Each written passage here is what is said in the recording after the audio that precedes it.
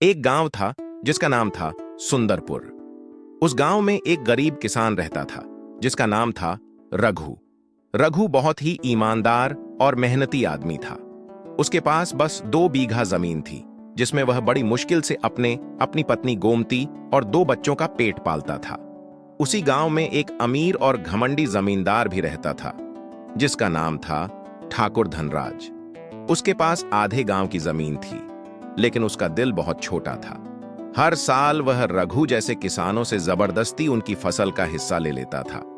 एक दिन रघु अपने खेत में हल चला रहा था, तभी हल के फाल से मिट्टी के नीचे कुछ टकराया। जब उसने ध्यान से देखा तो वहां एक मिट्टी की छोटी सी मटकी दबी हुई थी। रघु ने मटकी बाहर निकाली और खोली तो उसमें एक पुराना कागज और एक सोने जैसी चमक वाला बीज मिला। कागज पर लिखा था, यह एक चमत्कारी बीज है, इसे केवल एक सच्चा और ईमानदार किसान ही उगा सकता है। इस बीज से जो पहला पेड़ उगेगा उस पर सोना लगेगा। रघु चकित भी हुआ और खुश भी। उसने उस बीज को अपनी जमीन के सबसे अच्छे कोने में बो दिया और रोज उसकी देखभाल करने लगा।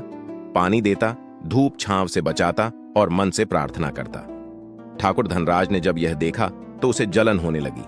उसने बीज चुराने की कोशिश की, लेकिन हर रात कुछ न कुछ अजीब घटना होती।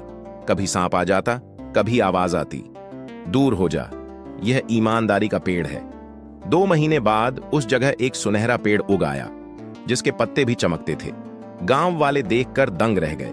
पेड़ पर सोने के फल लगे हुए थे। रघु ने उन फलों में से कुछ बेचकर अपना घर सुधारा, कुछ पैसों से गांव में स्कूल बनवाया और तालाब की मरम्मत करवाई। ठाकुर धनराज जल भुनकर गांव छोड़कर चला गया और रघु, वह बन गया गांव का हीरो।